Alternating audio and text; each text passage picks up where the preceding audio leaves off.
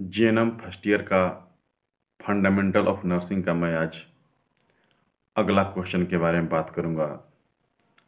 बिस्तरीय घाव। बिस्तरीय घाव क्या है?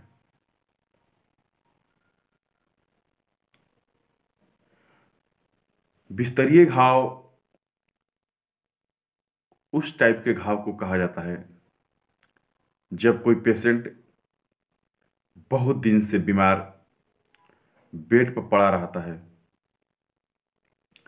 बहुत दिन से बीमार होने के कारण जब पेशेंट बेड पर पड़ा रहता है तो उसकी जो शरीर की जो नस होती हैं बेड पर पड़े पड़े दब जाती है, और बेड पर पड़े पड़े दब जाने के कारण उस स्थान पर रक्त का प्रवाह नहीं होता है, और उस स्थान की जो चमड़ी है पतली होने के कारण वहाँ से कट जाता है, वहाँ से ग्रसित हो जाता है और उस स्थान पर घाव बना लेता है। उस स्थान को हम लोग उस स्थान पर घाव बना लेता है, उसको हम लोग बिस्तरीय घाव बोलते हैं। क्योंकि पेशेंट जब बहुत दिन से बेड पर पड़ा रहेगा तो उस स्थान की जो चमड़ी होती है बार बार घर्षण के कारण और रक्त के प्रवाह नहीं होने के कारण एकदम कमज़ोर हो जाता है और वो एक घाव बना लेता है, जिसका हम लोग बिस्तरीय घाव बोलते हैं।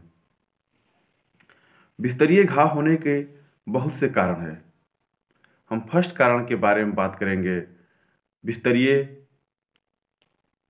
पेशेंट जिस बेड पर होता है उस बेड के बारे में। पेशेंट जिस बेड पर रहता है उस बेड पर, क्योंकि पेशेंट क्या होता है, असमर्थ होता है,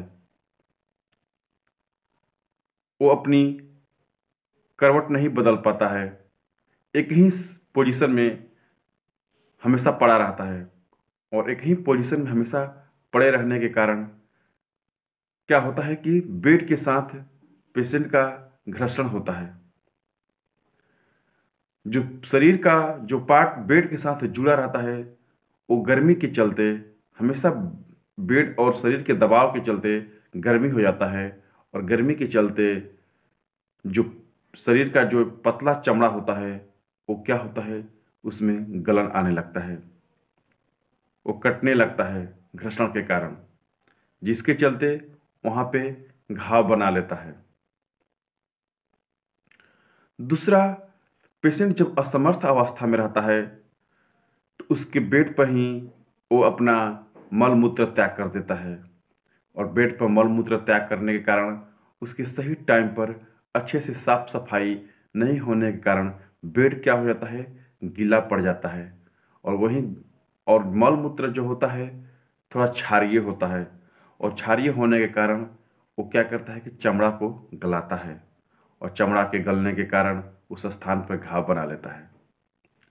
अक्सर इस टाइप का जो घाव बनता है वो केहूनी में बनता है, एड़ी में बनता है, ठेहुना में बनता है, कुल्हा में बनता है, कमर पे बनता है, और सर के निचला भाग में बनता है, और कंधा पे बनता है।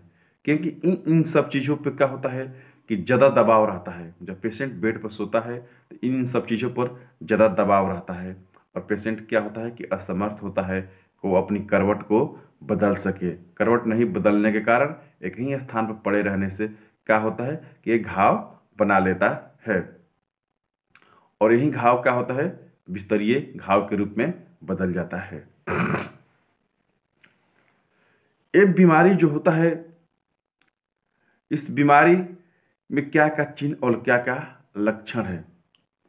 इस बीमारी में चिन्ह लक्षण है कि उस स्थान पर लालिमा हो जाएगा, उस स्थान पर जलन हो जाएगा, उस स्थान पर घाव हो जाएगा, उस स्थान पर सिरहन होगा, और उस स्थान से बदबू आने लगेगा, और उस स्थान पे दर्द होगा, उस स्थान पे क्या होगा, सूजन होगा। बिस्तरीय घाव में इन सब चीज़ों का लक्षण दिखाई देने लगता है। दूसरा, ये बीमारी कैसे पेशेंट को होता है। इस बीमारी उन पेशेंट का होता है जो पेशेंट का होता है कि तो बेड पर से उठने में असमर्थ होता है। लकवाग्रस्त पेशेंट का होता है। दिमागी तौर से मानसिकहीन पेशेंट का होता है। शरीर से कमज़ोर पेशेंट का होता है। और बहुत दिन से बहुत कष्टमय बीमारी से जो पेशेंट गुजरता है उसके चलते होता है। जो पेशेंट चलने फिरने में असमर्थ होता है वैसे पेशेंट को होता है, जिसके चलते पेशेंट अपने स्थान से बदल नहीं सकता है और अपना स्थान नहीं बदलने के कारण इस टाइप का बिस्तरीय घाव होने का संभावना बढ़ जाता है।